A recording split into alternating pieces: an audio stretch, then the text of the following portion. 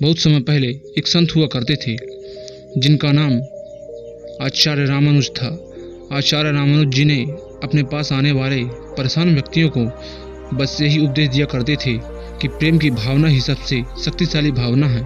इसलिए तुम सभी प्रेम परमात्मा और परमात्मा के द्वारा बनाई गई इस सृष्टि तथा जीव जंतुओं से प्रेम करो और अपनी सभी परेशानियों को परमात्मा को समर्पित कर दो।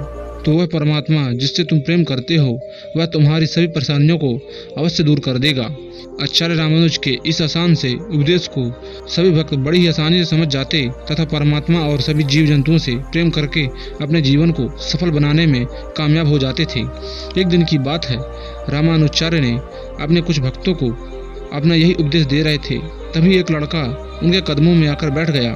लड़का का नाम भरत था और वह लड़का आचार्य से पैर पकड़कर कहता है कि गुरुवर, मैं आपका शिष्य बनना चाहता हूँ। आचार्य ने उस भरत को कुछ पल ध्यान से देखकर उससे पूछा कि तुम मेरे शिष्य क्यों बनना चाहते हो?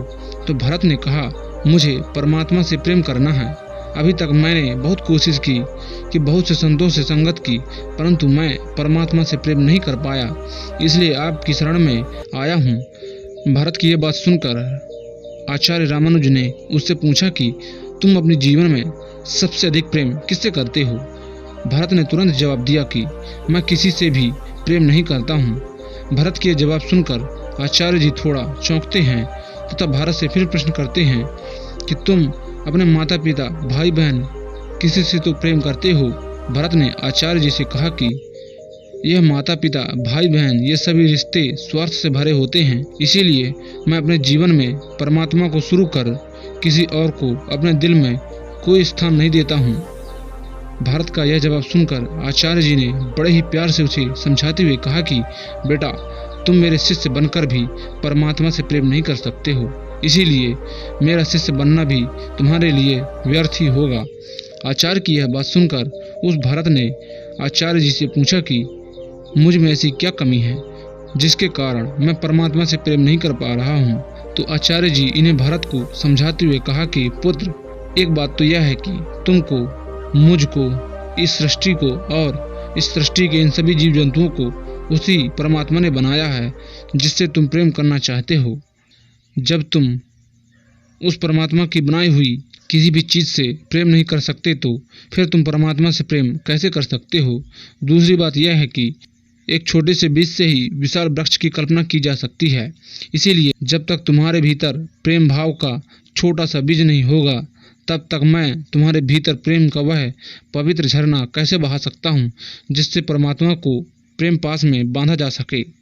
आचार्य रामानुज की यह बात भरत को समझ आ गई, इसलिए उसने अपना सर आचार्य के पैरों पर रख दिया और उस दिन से वह अपने माता पिता भाई बहन से ही नहीं, सृष्टि के सभी जीव से प्रेम करने लगा, जिससे उसका जीवन सफल हो गया।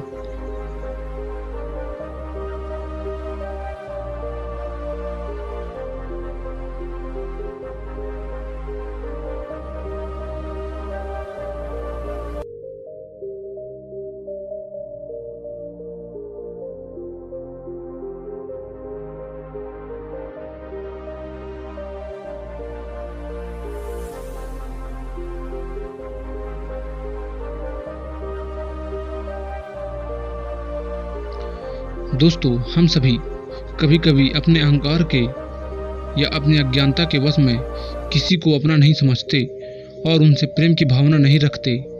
हम समझते हैं कि ये सब रिश्ते नाते स्वार्थ के हैं और इसी अज्ञानतावश हम सबसे दूर हो जाते हैं और किसी भी व्यक्ति, जीव या चीज़ों से प्रेम नहीं करते और ना ही हम किसी से कोई उम्मीद रखते हैं और इसी सोच के कारण हम सभी रिश्तों से दूर होते जा रहे हैं।